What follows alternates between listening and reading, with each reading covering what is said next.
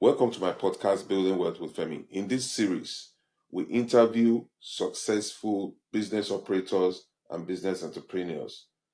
We would be looking at their journey into building their various businesses. The purpose of this is for us to learn from their wins and their setbacks.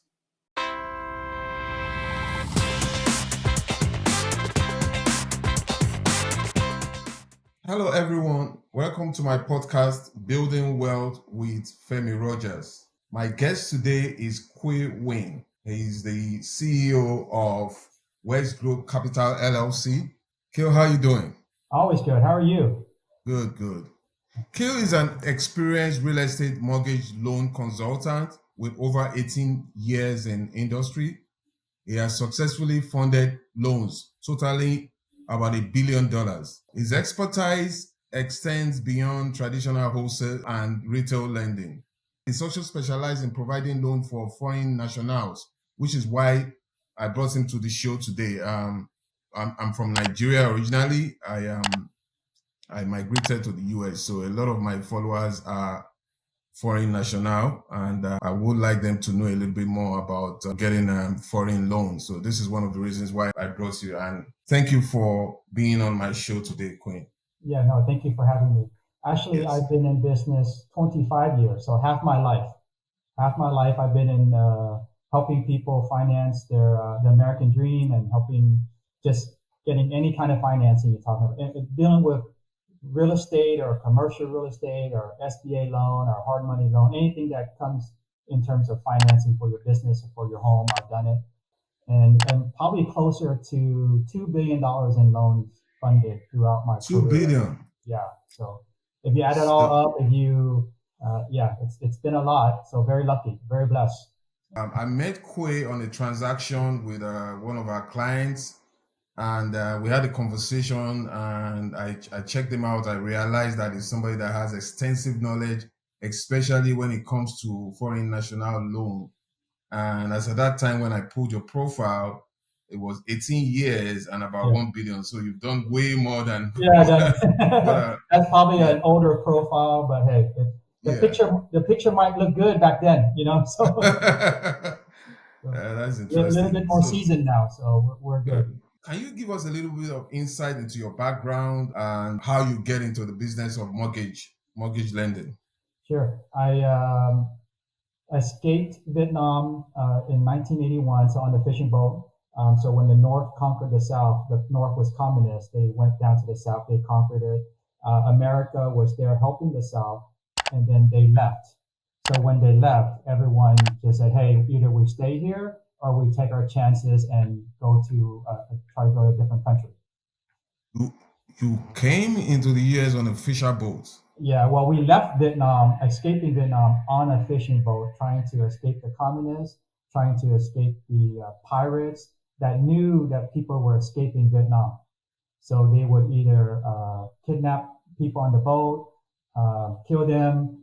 People got lost in the ocean. So we were on the ocean for about 5 days, and then an American tanker found us, took us to an island, and then from the island we flew to America.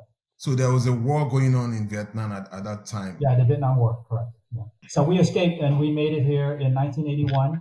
I grew up in Midwest in Texas, Corpus Christi, Texas. Texas, yeah. In the 80s. And then when the fishing dried up, my mom and dad were fishermen. When they dried up, we moved to Southern California in 89, 90.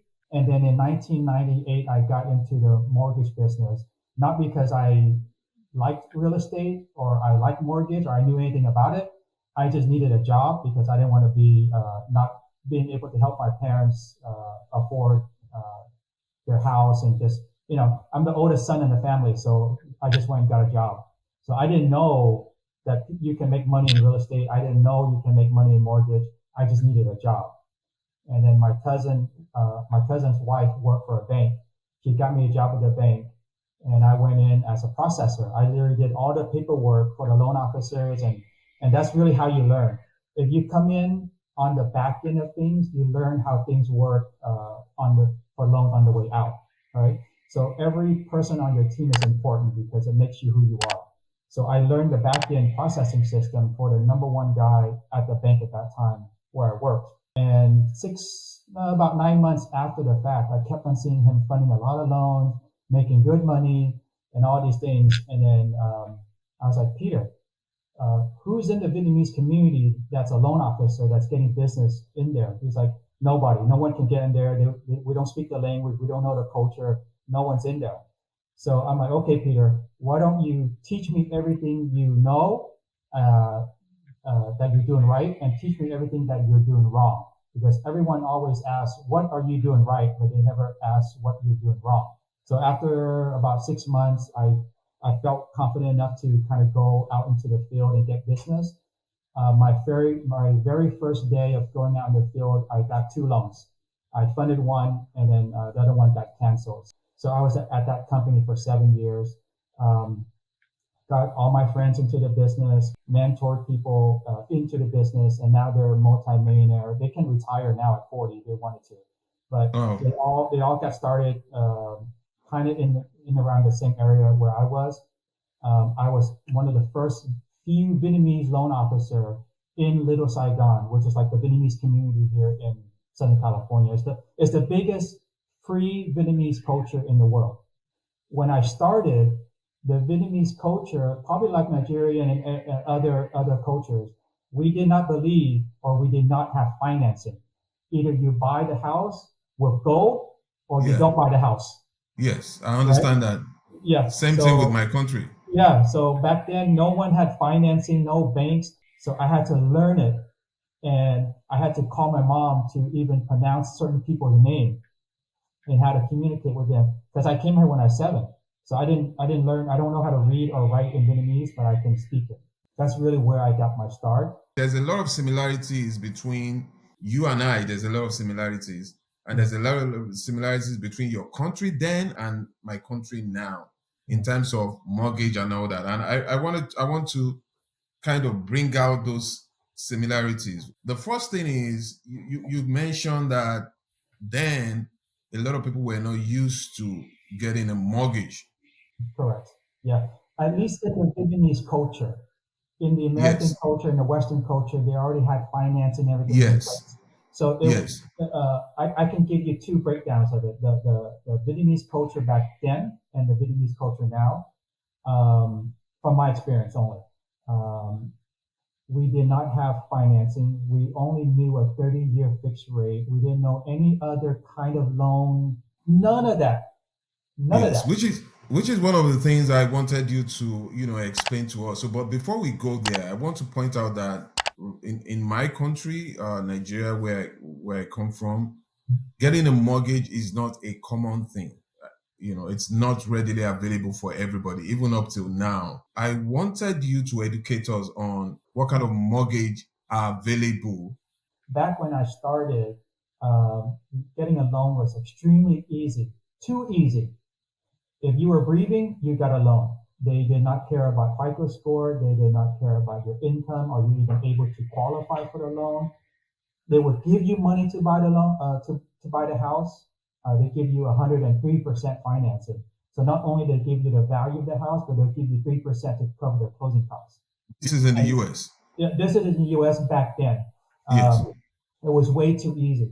So when I got into the business, I worked very hard to take advantage of the lacks of Opportunity. the positive of it, right? But it did go way too extreme to where it was way too easy. Hence the reason why we had the 2008 mortgage meltdown, which almost took down the whole global financial system, right? So we went to way easy. And then after 2008, all the way to about 2013, 15, we went way hard, like really strict. It was very hard to get a loan. If you deposit $10 into your bank account and the lender sees $10 deposit, we need you to verify this $10. Oh, someone paid me back. Well, if you can't verify, we can't give you a loan. They found ways not to give people loans. Yeah. So from 2008, 9, all the way to about 15, there was over 300-400 guideline changes, new laws, new regulations, all these things that was designed to protect the consumer. So now there's a lot of loan programs, FHA, conventional, VA, which is for our veterans, non-resident alien, foreign national, I-10 loans, down payment assistance loans. Overall picture, when you talk to clients or talk to anyone, lending is all based on risk. The higher the risk, the lower the programs available, the higher the rate. Okay. The lower the risk, the more programs available, the lower the rate. Because when you're talking about risk, we're talking from the perspective of the bank, the lender. Yeah. They're looking at the people they are going to give the loan as a risk, right? Correct. So if we're talking about foreign national, that might be a higher risk compared to the US citizen. Am I right? Correct. Okay. Most of our followers on these channels are foreign national, right? So I want us to focus on the loans for foreign national. Sure. And why is it a higher risk? And what's the difference between that and the ones for the citizens? Citizens here, at least the banks or the government or whoever finances the banks and everything, at least they know who you are. They know where to get you. They know if something happens, they can. If you default. If you default. So higher risk, less program, higher rate. Because the bank wants to ensure that they make their money as quickly as possible before something happens. So, but one thing is certain, foreigners can get a loan. Correct. How easy is this? It's easy, but it's hard. So you can get a loan. There are financing in place. Being a mortgage broker, and where the company I'm at, we have 260 lenders that we facilitate getting financing from. So a lot of these banks will allow foreign national, will allow work visa, will allow green card, will allow investments into the United States. But they require most of the time 25 to 30% down, sometimes 40% down. Okay. The reason why they require higher down payment is, once again, we go back to the risk. This foreign national, we don't know anything about. We don't know their credit history. We don't know they can pay us back. We don't know where the money's coming from. The more money you put into the house, the less likely you will for you to walk away. Well, you said something I was interested in. You said they require between 25 to 40%. Correct. Does that have to do with the country you're coming from? No. Does that mean that some countries will get 25% and some will get 40%? How do they determine who gets 25%? We do not discriminate country. They don't discriminate. There's a lot of law. Well, there are national restrictions on certain countries because of terrorism. They don't even do financing at all, right? Okay. But in terms of, let's just say, because most of your followers are Nigerian, there's no restriction for individuals in Nigeria to. So how do they determine who gets 25%? And who gets 35 or 40? The type of property. Okay. And what kind of proof you can prove to the lender if you have money in the bank? Do you have money in America? Do you have other properties already in America? Do you have properties in Nigeria? Do you have family here? We do all that background check, right? So if you're buying a single family home and you're saying you're living there, it's a little bit lower risk than if you're buying a 4-unit property as an investor. Okay. Right? I'm buying the house first, and then I'm going to move to America, and then I'm going to find a job. Okay, we trust what you're doing. You gave us documentation to prove that you're in the process of coming to America. Okay. You do have some money in America. We feel more comfortable. Does buying a house or getting a mortgage in the U.S. enhances or facilitating you getting a stay in the U.S.? In my own personal opinion, of course, go talk to an immigration attorney, right? Everything's about money. If you put money in America, they like you more. Okay. Yeah. So it could be something you can present, when you're trying to get a visa. Or, I think so also. Anytime you pay taxes, anytime you put money into America, they love you. And I was going to ask that question. So if you're a foreigner and you buy a house in the US, does that mean you're going to pay tax to the US government? That's a great question. I never got to that point. I just got people financing. Yes. It's probably best to talk to an accountant. A tax consultant. Yeah. Okay. Yeah. What kind of documents would a foreign national need? We do what you call a DSCR, debt service coverage ratio loan. You can buy it as an investment property. 20, 25, 30, 35% down depending on the property type itself. And then that way you have to show proof that your money is from in the Nigerian bank, in your case, a Nigerian bank. We have to do the currency exchange to see what at that time. And then you have to do international wire over to the United States. The money from Nigeria needs to go into an American bank, out of American bank into escrow or in Texas title to hold the money. If I was trying to get a loan in the US as a foreigner, what are the things that will deter me that will stop me from getting the loan? What are the things I would do wrong that the government is going to say, hey, we're not giving you this loan, or the bank is going to say, we're not giving you this loan? No proof of funds anywhere. On a terrorist watch list. That's not too many things that can go wrong. Mainly the proof of funds. Where the money coming from? Especially with terrorism and everything now. After 9/11, they really track down or try to track down where all your money is coming from. So when you send the money to the US and you're trying to buy the house, you send it directly to the person selling the house. I know you mentioned something about title house. What is the title house? The title company is the third-party entity that protects everyone's money, and they facilitate the sell and the buy. Okay, so they're not the people selling the property. They're just a third party. Are they lawyers or what are they?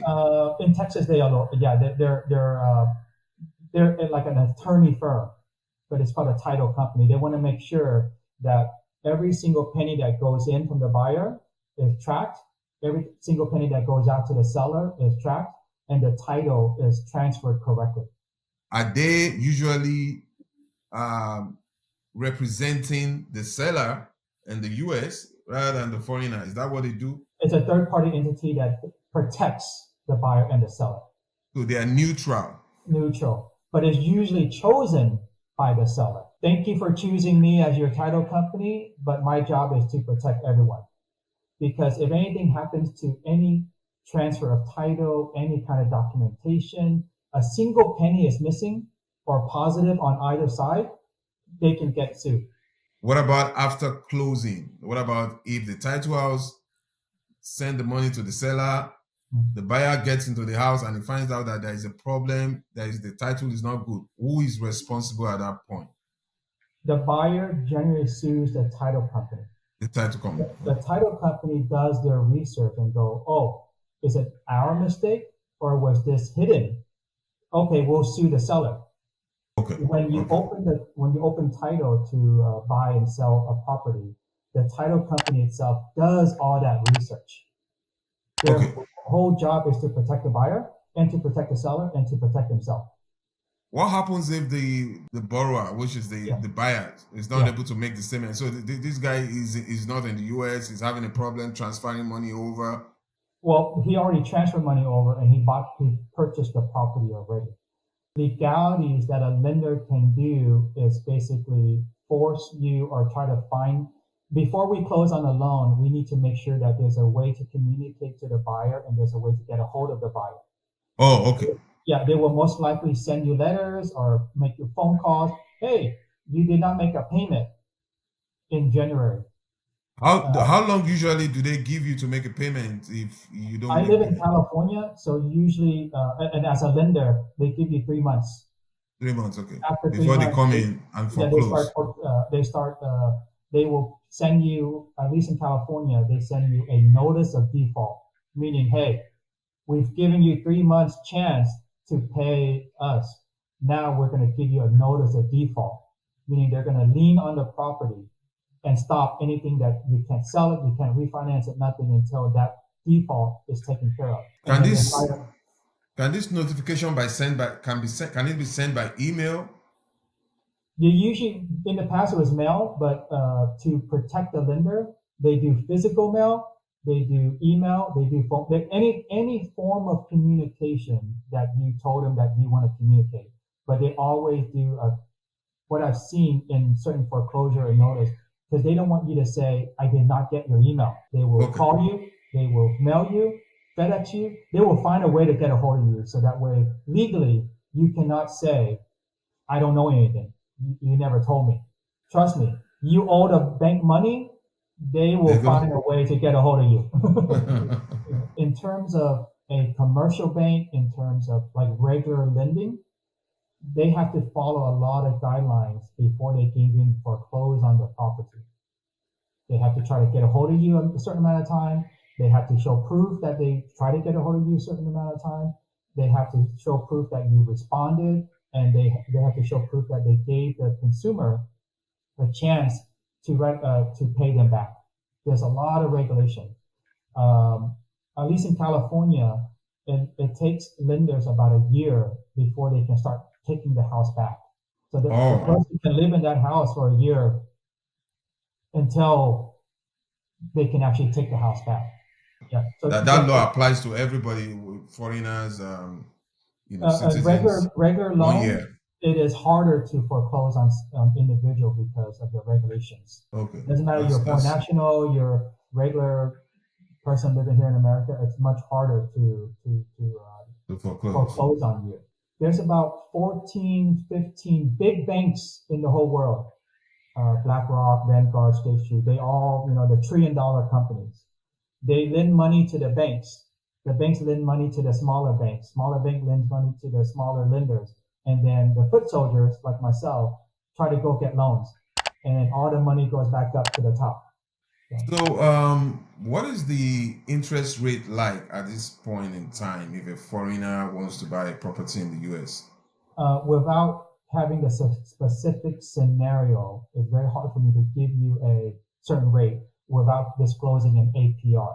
But is there a range? If somebody's trying to make inquiries, they want to have an idea. Yeah, just an idea. I'm not quoting anything specific. Just an idea on a person buying a house that's good credit, 20% down, single family home.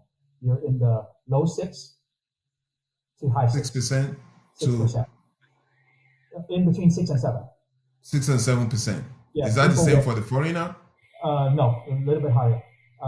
Anyone with bad credit or not so stellar credit, looking to buy and put less money down, you're in the 7s, the mid 7s, right?